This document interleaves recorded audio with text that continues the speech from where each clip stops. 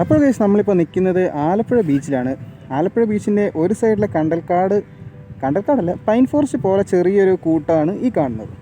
ഇത് ആക്ച്വലി എന്താണെന്ന് എനിക്കൊരു ഐഡിയ ഇല്ല, പക്ഷെ കണ്ടു കഴിഞ്ഞാൽ പൈൻ ഫോറസ്റ്റ് പോലെയാണ് തോന്നുന്നത്. ഇതാണ് ആലപ്പുഴയിൽ നമ്മുടെ ആ ഒരു എന്താ പറയുക ഓവർ ബ്രിഡ്ജ് എന്നൊക്കെ പറയുന്നത്. നമ്മളിതിൻ്റെ മേളിൽ കൂടെ ഒക്കെ വണ്ടി ഓടിച്ചായിരുന്നു. അയ്യോ, അതൊന്നും നിങ്ങൾ കണ്ടില്ലല്ലേ? നിങ്ങൾ ജസ്റ്റ് അതൊക്കെ ഒന്ന് കണ്ടിട്ട് വാ.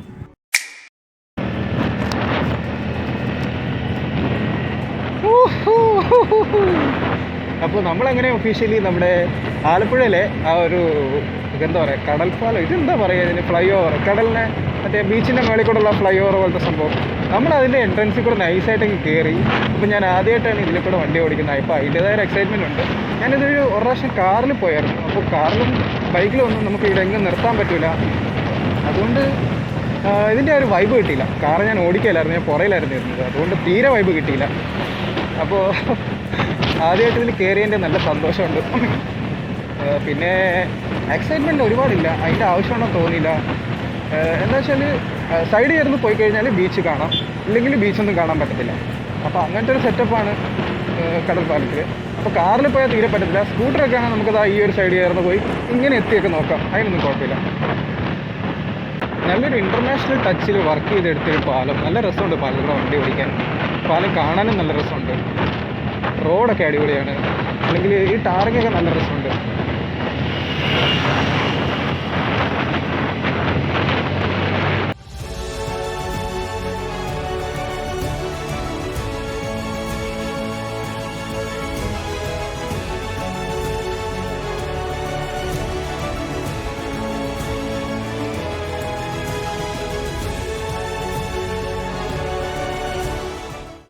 അപ്പോൾ ഈ റൈറ്റ് സൈഡിലാണ് ബീച്ചിൻ്റെ ഏരിയ. ഞാനൊരു മിന്നായം പോലെ നമ്മുടെ പഴയ ആ ഒരു കടൽപ്പാലത്തിൻ്റെ അവശിഷ്ടം കണ്ടായിരുന്നു ഈ ഒരു ഭാഗത്തായിട്ട്. ഇനിയിപ്പോൾ നമുക്ക് ജസ്റ്റ് പാലം കയറി ഇറങ്ങി അപ്പുറത്തെ സൈഡിൽ കൂടെ നമുക്ക് തിരിച്ചു വരാം.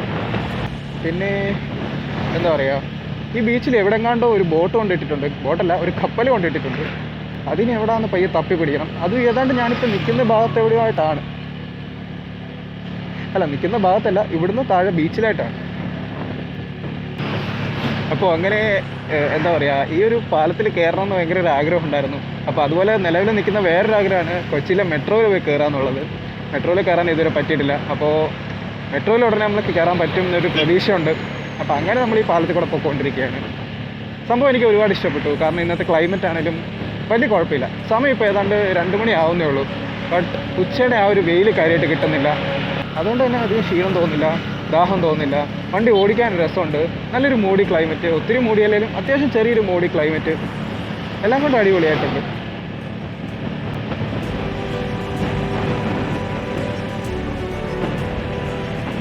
അപ്പോൾ ഈ പാലത്തിൻ്റെ ടോട്ടൽ നീളം അല്ലെങ്കിൽ എത്ര കിലോമീറ്റർ ആണെന്നുള്ളത് എനിക്ക് വലിയ ഐഡിയ ഇല്ല. എന്നാലും എൻ്റെ ഒരു ഊഹം ചെയ്യാൻ പറയാണ്, എൻ്റെ ഒരു ഊഹം മാത്രമാണ്. ഒരു കാരണവശാലും ഇത് ഉറപ്പാന്ന് ഞാൻ പറയില്ല. 7 കിലോമീറ്റർ ആയിരിക്കണം. എനിക്ക് അന്ന് ഞാൻ പറഞ്ഞില്ല, ഈയിടെ ഒരു ദിവസം കാറിൽ വന്നായിരുന്നു. ആ ഒരു അനുഭവം വെച്ചാണ് ഞാൻ പറയുന്നത്. ഒരു 7 കിലോമീറ്റർ ആയിരിക്കും ഈ പാലത്തിൻ്റെ നീളം. അപ്പോൾ ഇവിടെ എവിടെയെങ്കിലും പാലത്തിൻ്റെ നീളം എഴുതി വെച്ചിട്ടുണ്ടെങ്കിൽ നമുക്ക് നോക്കാം. എന്നിട്ട് ഞാൻ പറഞ്ഞതുമായിട്ട് എന്തെങ്കിലും സാമ്യമുണ്ടല്ലോ എന്ന് നമുക്ക് നോക്കാം.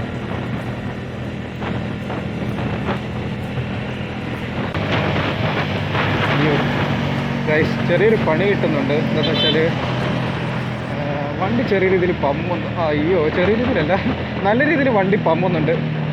പെട്രോൾ ഏകദേശം തീർന്നു. ഏകദേശം പെട്രോളിൻ്റെ കാര്യത്തിൽ തീരുമാനമായി. പൊട്ടിയാണ് ഇപ്പോൾ പോകുന്നത്. ഇപ്പോൾ ഏത് നിമിഷം വണ്ടി നിൽക്കും. കൊള്ളാം, അടിപൊളി, നന്നായിട്ടുണ്ട്.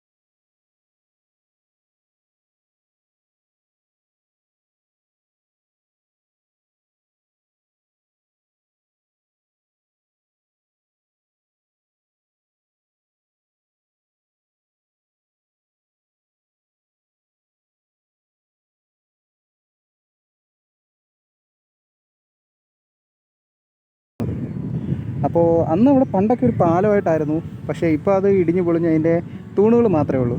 നമുക്ക് കുറച്ചൊരു അടുത്തോട്ട് പോയിട്ട് അതിൻ്റെ വിഷ്വൽസൊക്കെ നോക്കാം. പിന്നെ അതുപോലെ തന്നെ നാവികസേനയുടെ ഒരു യുദ്ധക്കപ്പലാണിത് ആ കാണുന്നത്. അപ്പോൾ അതുമൊക്കെ കേരളത്തിന് ഒരുപാട് യുദ്ധത്തിലും അല്ലെങ്കിൽ നാവികസേനയുടെയൊക്കെ ഒരുപാട് സഹായിച്ചിട്ടുള്ളൊരു കപ്പലാണ്. അപ്പോൾ അതൊക്കെ പ്രധാനമായിട്ടുള്ളൊരു ടൂറിസ്റ്റ് അട്രാക്ഷനായിട്ട് ഈ ഒരു ബീച്ചിൽ കൊണ്ട് സ്ഥാപിച്ചിട്ട് കുറച്ച് നാളേ ഉള്ളൂ. കാരണം ഈ അടുത്ത ദിവസം വളരെ ട്രെൻഡിങ് ആയിട്ട് സോഷ്യൽ മീഡിയയിൽ ഓടിക്കൊണ്ടിരുന്നൊരു സാധനമാണ് റോട്ടിൽ കൂടി ഈ കപ്പൽ ലോറിയിൽ കയറ്റിക്കൊണ്ടിരുന്ന ഐറ്റം.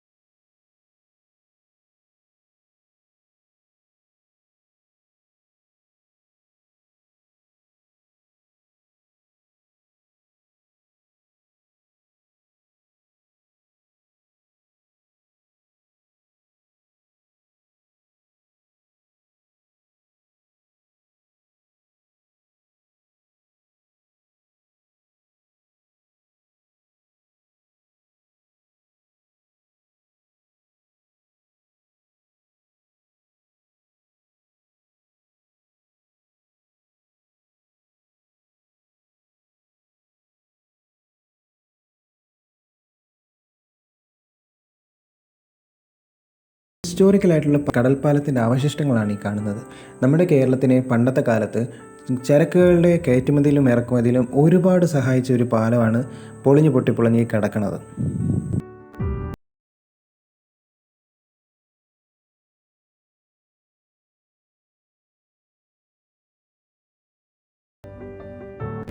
ബീച്ചിൽ കൂടി അങ്ങോട്ടും ഇങ്ങോട്ടും ചുമ്മാ അലാത്തുമ്പോഴത്തേക്കും എനിക്ക് ഏറ്റവും കൂടുതൽ മനസ്സിൽ വരുന്നൊരു ഓർമ്മയാണ് പണ്ടെന്ന് പറഞ്ഞാൽ ഒരുപാട് പണ്ടെന്ന് പറയുമ്പോൾ ഒരുപാട് പണ്ടല്ല, ഒത്തിരി പണ്ടല്ല, കുറച്ച് പണ്ട്. ഞാൻ എൻ്റെ വീട്ടുകാരും കസിൻസും ഒക്കെ ആയിട്ട് ആലപ്പുഴ ബീച്ചിലാണെന്ന് തോന്നുന്നു.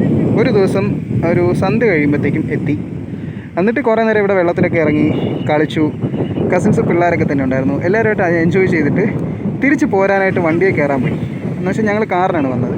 അപ്പോൾ തിരിച്ച് വണ്ടിയിലോട്ട് കയറാൻ പോയപ്പോഴത്തേക്ക് ഒരു പ്രശ്നം എന്താണെന്ന് വെച്ചാൽ, റിമോട്ട് കൺട്രോൾ കീ ആണല്ലോ കാറൊക്കെ സ്റ്റാർട്ട് ചെയ്യാൻ, കാറൊക്കെ അൺലോക്ക് ചെയ്യാൻ. അപ്പോൾ ആ റിമോട്ടിൻ്റെ ബാറ്ററിക്ക് എന്തോ കംപ്ലയിൻറ്റ് വന്നിട്ട് സംഭവം വർക്ക് ചെയ്യുന്നില്ല. അപ്പോൾ കസിൻസ് എല്ലാവരും എന്ത് ചെയ്യണമെന്ന് ഓർത്ത് ഇങ്ങനെ പേടിച്ച് നിൽക്കുന്നു. എനിക്കാണ് സംഭവം ഒന്നും മനസ്സിലായില്ല. അതുകൊണ്ട് എനിക്കധികം പേടിയൊന്നും വന്നില്ല. അപ്പോൾ എൻ്റെ വേറൊരു കസിനുണ്ട്, ഇച്ചിരി ബുദ്ധി കൂടുതലുള്ള കൂട്ടത്തിലൊരു കസിൻ, ആരാന്ന് ഞാൻ ഓർക്കുന്നില്ല. ആ കസിൻ നൈസായിട്ട് വണ്ടിയുടെ കീ ഡിക്കിയിലിട്ട് ഡിക്കി തുറന്ന് അതിൽ കൂടെ അകത്ത് കയറിയിട്ട് നേരെ കയറി സീറ്റിലിരുന്നിട്ട് നമ്മുടെ ലോക്ക് അകത്തുനിന്ന് അങ്ങ് തുറന്നു. ലോക്ക് അങ്ങ് തുറന്നതും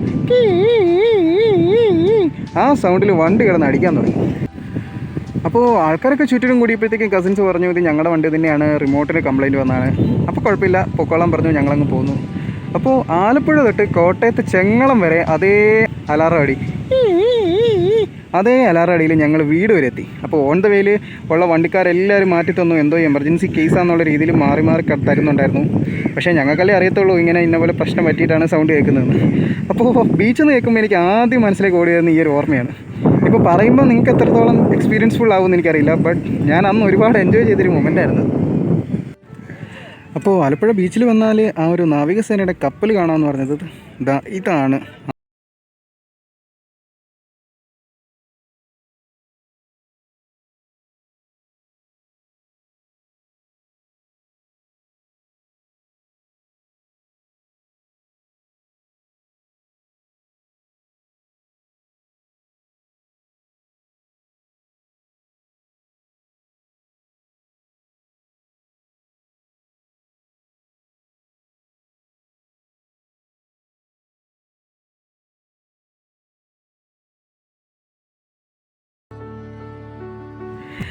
അപ്പോൾ വരുന്നവർക്കും പോകുന്നവർക്കൊക്കെ ഫോട്ടോ എടുക്കാനായിട്ടുള്ളൊരു സ്പോട്ടിലാണ് ഈ ആൾക്കാരെല്ലാം വെയിൽ കാരണം കയറി നിൽക്കുന്നത്. ഈ വെയിൽ അനുഭവിക്കാൻ പറ്റുകയില്ല എന്നുണ്ടെങ്കിൽ വെയിൽ ആറുന്നിടം വരെ വീട്ടിലിരുന്നിട്ട് അത് കഴിഞ്ഞും ഇറങ്ങിയാൽ പോരെ. അങ്ങനെയാണെങ്കിൽ വരുന്നവർക്ക് ഫോട്ടോസ് എടുക്കാമല്ലോ. അപ്പോൾ INFAC T81 എന്നൊക്കെ പറഞ്ഞ ഒരു സീരീസിനകത്ത് കൊടുത്തിട്ടുണ്ട്. ഈ വണ്ടിയുടെ നമ്പർ ആയിരിക്കാം, വണ്ടിയുടെ നമ്പറോ അല്ലെങ്കിൽ ഇതിനെ പേരോടനുബന്ധിച്ചോ എന്തോ ഒരു ഐറ്റമാണ്. ഇവിടെ ഒരു ബോർഡൊക്കെ വെച്ചിട്ടുണ്ട്. എന്താണെന്ന് വെച്ചാൽ ഈ കെട്ടി വെച്ചിരിക്കുന്ന വെയിലിക്കപ്പുറത്തേക്ക് ആരെങ്കിലും കടന്നു കഴിഞ്ഞാൽ അവർ വിൽ ബി പ്രോസിക്യൂട്ടഡ് എന്നാണ് എഴുതി വെച്ചിരിക്കുന്നത്. അപ്പോൾ വരുന്നവരാരും ഭാഗ്യത്തിന് അതിനപ്പുറം കടക്കുന്നില്ല. അപ്പോൾ ഈ ഷിപ്പിനെ പറ്റി കിട്ടിയൊരു കുറച്ച് ഇൻഫർമേഷൻ എന്താണെന്ന് പറഞ്ഞാൽ, ഈ ഒരു ഇൻഫാക്ട് T81 എന്ന് പറയുന്ന ഷിപ്പ് 1999 ജൂൺ 5-ാം തീയതി നേവിയിലേക്ക് സർവീസിലെടുക്കപ്പെട്ടൊരു ഷിപ്പാണ്. അതുപോലെ തന്നെ 2020 ജനുവരി 28-ന് മുംബൈയിൽ വെച്ച് ഡീകമ്മീഷൻ ചെയ്തൊരു ഷിപ്പാണ്. ഇതിന് മെയിനായിട്ടുള്ള പർപ്പസ് എന്തായിരുന്നെന്ന് വെച്ചാൽ ഗാർഡിങ്, ഇൻ്റർസെപ്ഷൻ, പിന്നെ റെസ്ക്യൂ, പിന്നെന്താ കമാൻഡോസിൻ്റെ ഹെൽപ്പ്, അങ്ങനത്തെ ഓരോ ഐറ്റംസാണ് ഈ ഒരു ഷിപ്പ് കൊണ്ട് യൂസ് ആയിട്ടുണ്ടായിരുന്നത്.